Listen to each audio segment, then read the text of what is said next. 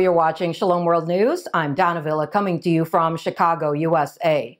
Here are the latest headlines from around the world. In the U.S., another Catholic church has become a target of vandalism. The latest incident took place at the Cathedral Basilica of the Immaculate Conception in Denver that was found marred with anti-Catholic slogans on Sunday, October 10th. Offensive slogans were spray-painted on the building, the sidewalks, and the pedestal of a statue of Pope St. John Paul II on the premises of the cathedral. Its rector, Father Samuel Moorhead, said parishioners informed him of the incident as they arrived for Mass. He said this is the third incident at the cathedral in 3 months. According to the Archdiocese of Denver, at least 25 parishes have been victimized by vandalism, property destruction, or theft since February last year.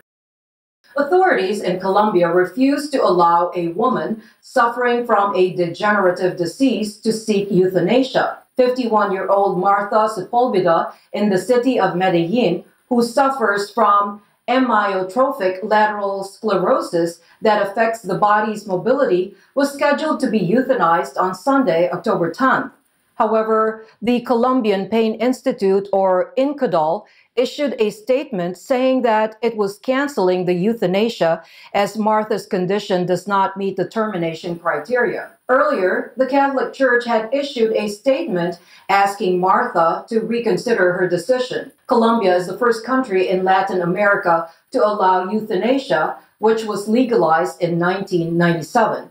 However, it only allows euthanasia for the terminally ill who have 6 months or less to live.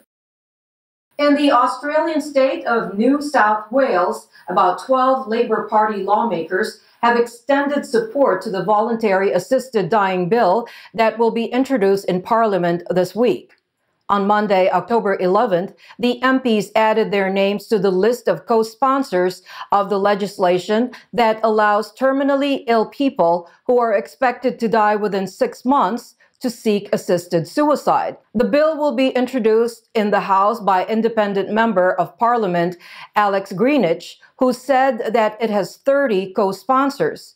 He also welcomed the support of the bill by the Health Services Union, NSW, and the NSW Nurses and Midwives Association. The bill also states that no hospitals, doctors, or facilities would be forced to participate in euthanasia. If it is passed in Parliament, New South Wales will become the final state in Australia to legalize assisted suicide. The Catholic bishops of the U.S. have expressed solidarity with Pope Francis as preparations are underway for the World Youth Day, or WYD, in the Portuguese capital of Lisbon in August 2023.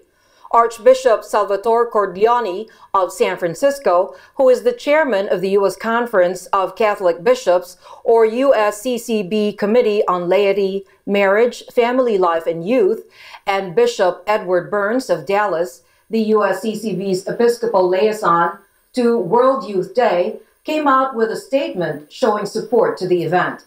They exhorted young believers aged 16 to 35 to travel to Lisbon or take part in the local celebrations in their diocese's global event that is expected to draw millions. Since 1985, WYD has been held every 2 to 3 years in a different country, attracting millions around the globe. The governor of Nebraska in the U.S. has decried the pro-abortion move of the Biden administration by reversing a Trump-era policy that prevented federally funded clinics from making referrals to abortion providers. Governor Pete Ricketts blamed the president for moving ahead with a pro-abortion policy that destroys innocent preborn babies. He reiterated that Nebraska is a pro-life state where human life is respected. The governor also urged the Biden administration to discontinue federal support of abortion.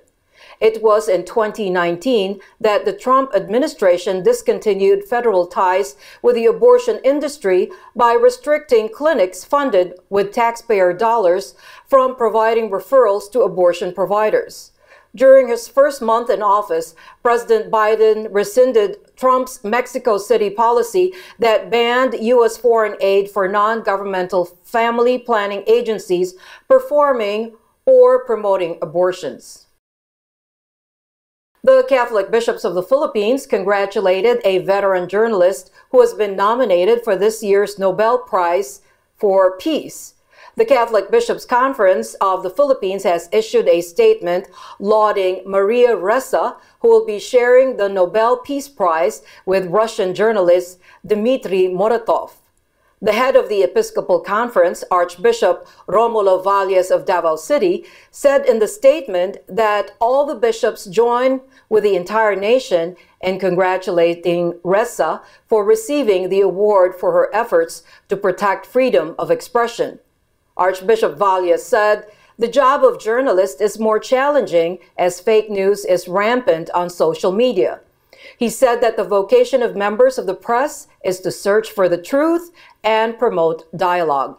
Ressa is a fierce critic of President Rodrigo Duterte's war on drugs, and she faces several criminal charges for investigating his controversial policy.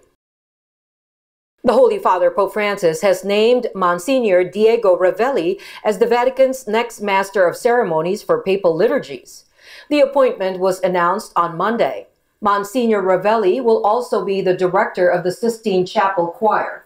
He succeeds Monsignor Guido Marini, who had held the position for 14 years before being named Bishop of Tortona in Italy. Born in Italy in 1965, Ravelli was ordained a priest in 1991 for the Clerical Association of Priests of Jesus Crucified. He obtained his diploma in pedagogical methodology from the Faculty of Educational Sciences at the Salesian Pontifical University in Rome in year 2000. 10 years later, he received his doctorate in sacred liturgy from the Liturgical Institute of the Pontifical Athenaeum of St. Anselm in Rome. From 2013, he served as official head of the Office of Papal Charities. In another news development, the archbishops of several Christian denominations in Nigeria have jointly appealed to the federal government to take steps to resolve the spiraling conflict in the southeastern part of the country. In a joint statement, the prelates expressed deep concern over the high violence level, saying the land is soaked with blood. They appealed to the government to grant amnesty to the members of the indigenous people of Biafra, an armed outfit that wants independence for Biafra region. The archbishops promised to engage in dialogue with the separatist groups to stop the violence. They said the failure of the government to ensure equity and fairness in the region has resulted in the gap between the ruling class and the people getting wider. This, they said, has been fueled by separatist movements. Among the signatories of the letter is Archbishop Valerian Okeke of the Catholic Archdiocese of Onitsha. And those are your latest headlines. Do join us tomorrow. In the meantime, you can visit swnews.org for more updates. Shalom.